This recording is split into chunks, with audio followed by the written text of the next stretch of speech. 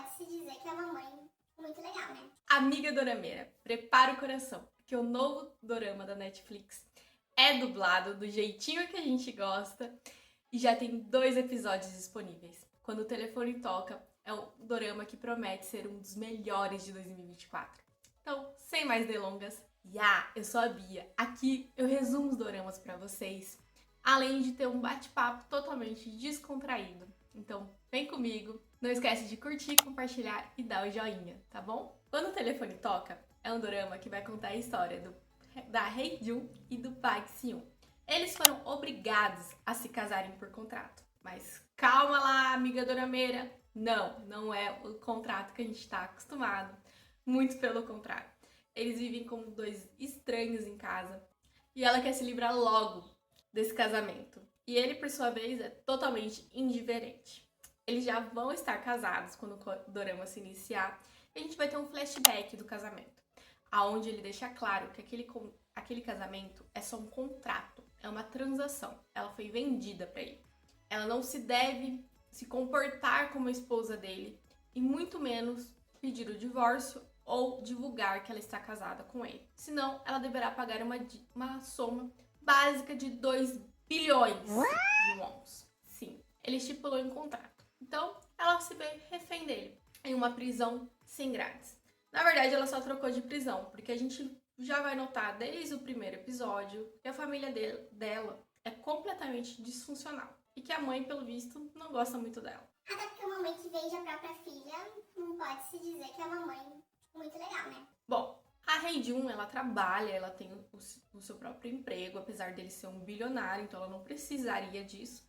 Ela gosta de ser independente, então ela trabalha ali num jornal como intérprete de Libras. Ele, por sua vez, é filho do futuro presidente do país. Então, a mídia tá sempre em volta dele. E até que todo mundo gosta dele. Ele é meio que famoso, sabe? Mas é até muito engraçado que vai ter uma hora que vai estar apresentando ele ali na televisão e ela vai mostrar o dedo pra ele. Sim, o dedo do meio. A gente sabe o que significa, né?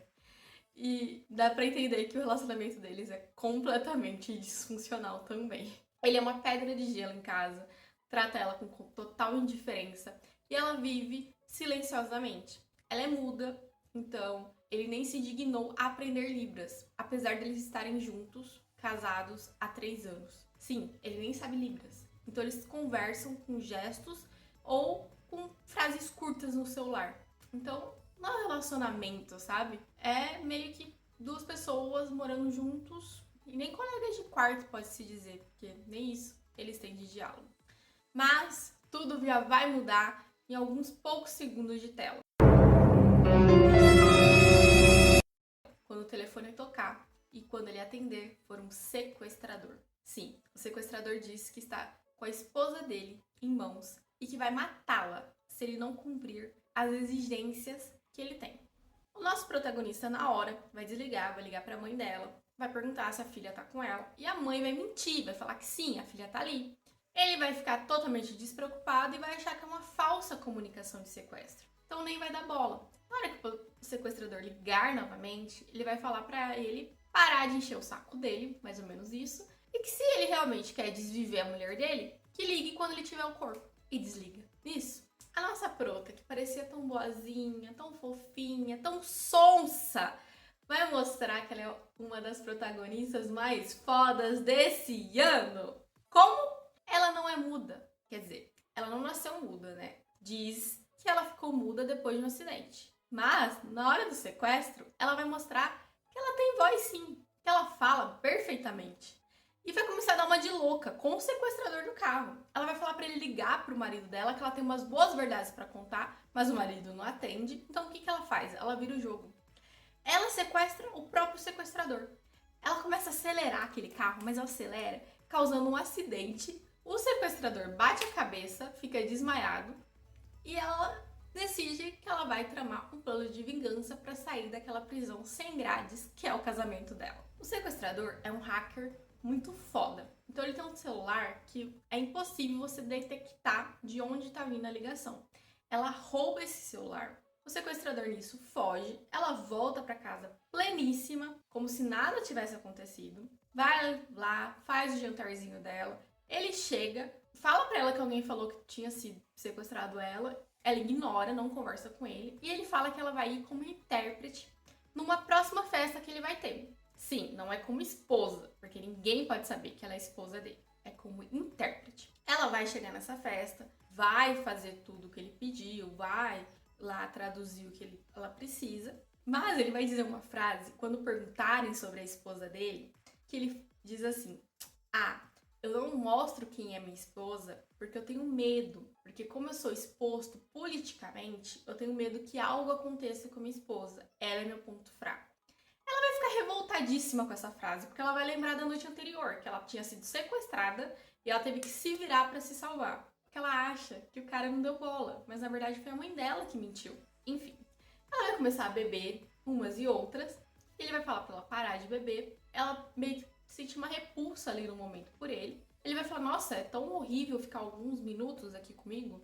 Ela vai começar a dizer um monte de verdades na cara dele, mas ele não entende o que ela tá falando, só entende que pelos gestos ali, coisa boa não é. Ela tá xingando ele. Ele vai sair. Nisso o telefone dele vai tocar. Sim, é o sequestrador, que ele vai chamar de 406, que é o número do cara. Só que não é o cara. Ela roubou o celular do sequestrador, lembra? Então é ela que tá falando com ele. Só que como tem ali uma mudança de voz que o próprio celular faz, ele não consegue identificar que é ela. Até porque ele nunca escutou a voz dela, né? Ele vai atender e ela vai começar a se passar pelo sequestrador. Vai falar que sequestrou a mulher dele ontem, que machucou a mulher dele, que a mulher dele quase morreu, que o carro quase capotou, que tava chovendo, e vai começar a contar coisas que só a família dele e ela sabem. Que é: o casamento foi feito por contrato, que a esposa verdadeira não era pra ser ela, que era pra ser a irmã dela. Sim, a irmã. Ele ia casar com a irmã fugiu um dia antes, e a irmã era o verdadeiro amor dele. Mas ele teve que se contentar com a substituta, que era ela. Ela vai despejar tudo isso na cara dele. E aí você não sabe se ele tá revoltado por alguém saber tanto sobre a vida dele e estar ameaçando, ou se é porque alguém fez mal à esposa dele. Quando o telefonema acabar e ele encontrar ela, ele vai tentar ver se ela realmente tá machucada, vai descobrir que sim.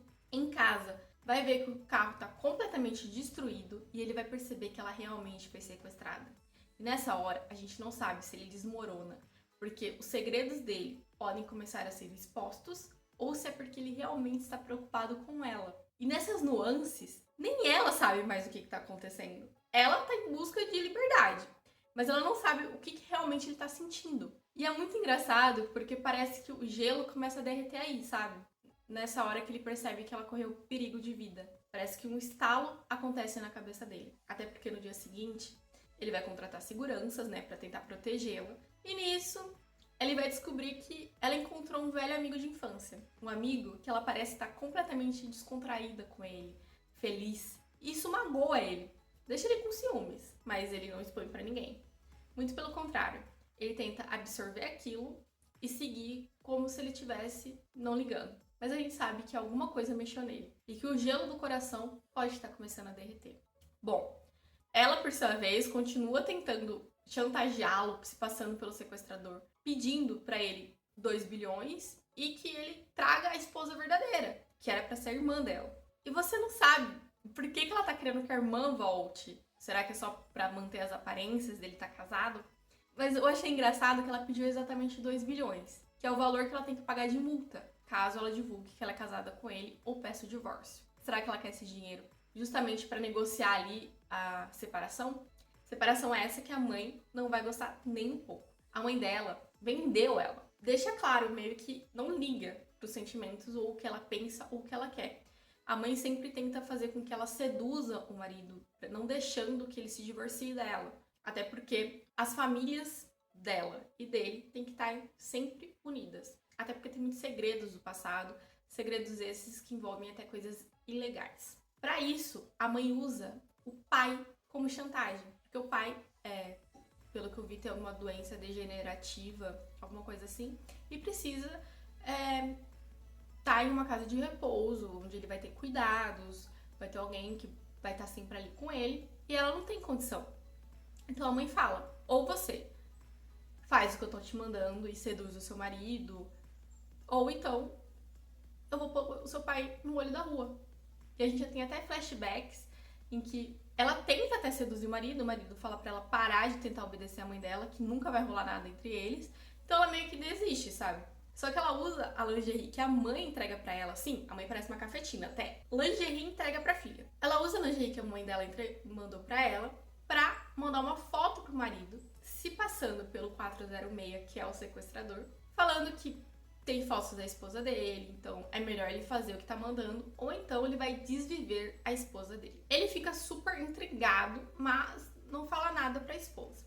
Muito pelo contrário, já que ele tá com ciúmes e tá tentando descobrir incansavelmente quem é esse sequestrador, ele até vai ter um dia que não vai trabalhar na parte da manhã e vai até fazer um café da manhã pra ela. Ela vai se surpreender, que ela não sabe o que tá se passando na cabeça dele, e nem a gente, né? Mas ele vai trabalhar e ela, à noite, vai se passar novamente pelo sequestrador, porque ela acha que pressionando ele, ela vai conseguir o divórcio e vai conseguir o dinheiro para conseguir a separação. Quando ela tá na ligação, ela vai simplesmente escutar um barulho de alguma coisa explodindo, um barulho muito alto, e a ligação cai.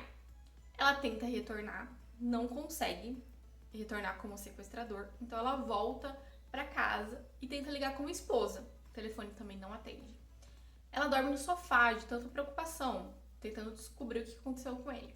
No outro dia, ela acorda com o noticiário falando que houve uma explosão no prédio onde o marido trabalha.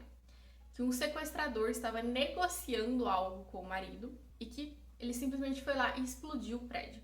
E ela fica tipo, mas eu não explodi nada, eu que estava conversando com ele como sequestrador. O que tá acontecendo? Nisso o marido chega naquela vibe CEO dominador, pega ela, coloca ela em cima de uma bancada e começa a levantar o vestido dela pra ver se realmente era as fotos dela que o sequestrador mandou. E até questiona ela, será que você é mesmo a Rei Jun que eu pensava que era? E aí acaba. Sim, acaba tipo, gente, o que vai acontecer? Será que ele descobriu que ela é sequestradora? Será que a irmã voltou e tá se passando por ela? Eu fiquei tipo, pensando várias coisas e não consegui entender o que estava acontecendo. Só que aí tem um flashback curtinho de 3 anos antes do casamento, em que a irmã já deixa claro que não vai casar com ele, que é pra ele desistir dessa ideia. E aí ele questiona, tá, mas e a sua irmã? Aí a irmã dela fala, ah não, ela vai casar com um velho asqueroso arquiteto lá, que a minha mãe tá vendendo ela pra ele. E aí ele fala, tá, então eu vou casar com a sua irmã. A irmã, tipo, não acredita que, tipo, ele decidiu casar com a caçula. Então, ele escolheu ela desde o início. E assim, eu fiquei assim, gente, é plot twist atrás de plot twist. Ela se passa pelo sequestrador, ela não é muda. Ele decidiu casar com ela, mas por que então que ele trata ela com tanta frieza? Gente, eu quero muito ver o terceiro episódio e o quarto. Por favor, me contem o que vocês estão achando, se vocês assistiram legendado, dublado. Nossa, eu acho que tem tudo pra ser um dos melhores doramas de 2024. E você? O que você acha? Se você me acompanhou até aqui, não esquece de curtir, compartilhar e ligar o sininho. Beijo e até!